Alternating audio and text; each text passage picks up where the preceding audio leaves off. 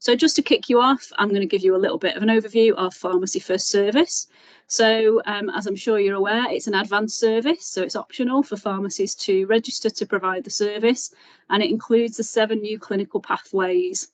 Pharmacy First replaces the Community Pharmacist Consultation Service, the CPCS, and this is one of the most important high-profile services that we've ever had in community pharmacy. There's been a huge amount of media and press attention around Pharmacy First service, and there's a national media campaign that's due to land in the next week or so that NHS England have sponsored. So it's really high profile. Everybody is watching us. They're watching Community Pharmacy to see how we deliver this service. So there's 3 elements to Pharmacy First. The first element is a referral for a minor illness consultation with a pharmacist. So that was what you will have known as a CPCS previously, where you received minor illness referrals from general practice, from UEC if you're in certain areas, and from NHS 111 and 111 online. The second aspect, or second element of Pharmacy First, is the urgent supply of repeat medicines. Again, that was previously part of CPCS, and that was where your referrals for urgent meds came from 111, 111 online or UEC, but not from general practice. The third element is the new element. This is the clinical pathway consultations. So CPCS plus clinical pathways is Pharmacy First. So if you've opted in to provide the service, you have to provide all 3 elements of the service. It's not optional. Registration to provide the service means you provide all 3 aspects: the minor illness consultations, the urgent med supply, and the clinical pathways. Patients can present into the pharmacy for clinical pathways consultations only. So all the other aspects are still a referral only route. Your clinical pathways consultations can be provided remotely. And if you do remote consultations, they must be via high quality video link. And the only clinical pathway consultation that you can't do remotely is the acute otitis media pathway. And that's because part of the PGD requires you to use an otoscope to investigate the ear. Distance selling pharmacies can provide the clinical pathways consultations, but they must do them remotely. And that's because of the link to self-care and essential services. And DSPs cannot provide the acute otitis media pathway at all because of the requirement for an otoscope. There's a few little complications around how the service needs to be provided.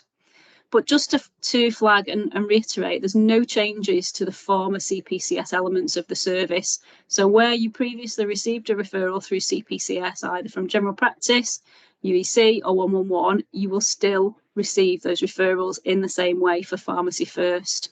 And telephone consultations are still possible where clinically appropriate, just not for your clinical pathways consultations. I'm sure you've probably seen this high-level overview before, but it's just a really nice summary of how it all works.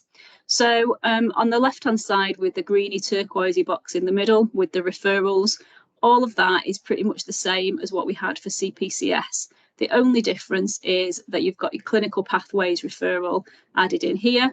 And if the patient meets the gateway criteria, then they will have a clinical pathway consultation. If they don't meet the gateway criteria, then it tips into a minor illness consultation, as you would have done for CPCS. The main difference with Pharmacy First is that we can now have patient walk-ins, which I know is something that we've all been asking for a long time. The patient walk-in is only for the clinical pathways element. So if you've got a patient who has minor illness symptoms that don't meet one of the 7 clinical pathways, then they have to be referred. You can't do a Pharmacy First consultation for them. But if a patient presents in the pharmacy with symptoms that are indicative of one of the 7 clinical pathways conditions, then you can introduce them into the clinical pathway consultation if they meet the gateway criteria. If that patient presenting in the pharmacy doesn't meet the gateway criteria, then you're going to default to your self-care essential service and provide advice to that patient over the counter. So please do familiarise yourselves with the service specification. There's a more detailed diagram in Annex A there. In terms of the clinical pathways consultations, again, I'm sure that all of you are familiar with these 7 conditions and also the age ranges. So these are specific to the PGDs in terms of supplies that you're able to make. So uncomplicated UTI in women aged 16 to 64, shingles in adults aged 18 years and above, impetigo and infected insect bites aged 1 and above, sinusitis is aged 12 and above, and sore throat aged 5 and above, and acute otitis media only in children, so age 1 to 17 years. If you get referrals from general practice or UEC or 111 for patients who sit outside of those age ranges, you can still see them as a pharmacy first minor illness consultation, even if they don't fit into the clinical pathways consultation. In terms of funding, you will receive £15 per completed consultation. And you'll get a monthly fixed payment of £1,000 where you meet the minimum number of clinical pathways consultations. And you can see there's a table on the side there that shows how that minimum number of clinical pathways consultations builds. So in February, you just had to do 1. For March and April, you need to do 5. And then from May through to July, it goes up to 10, 20 in August, September, and then building up to 30 in preparation for the winter period from October onwards. From April, there is an initial cap of 3,000 consultations per pharmacy per month. And from October 24, new caps will be introduced based on the actual provision of clinical pathways consultations. And the aim is to try and deliver 3 million consultations per quarter.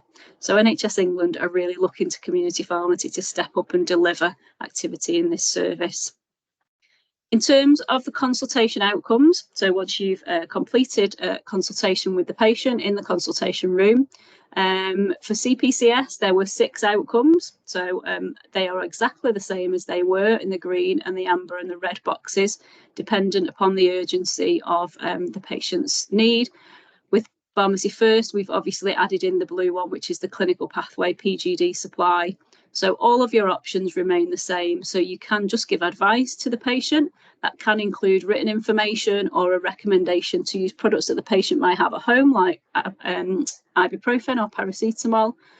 You can give advice and encourage the patient to purchase a medicine over the counter.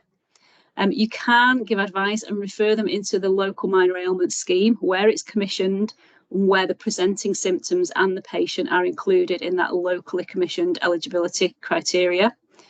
You could give advice to the patient and some non-urgent signposting to another service, for example, an optometrist, or to the GP for a routine appointment. So something that's not particularly urgent, but they do need to be seen by the GP.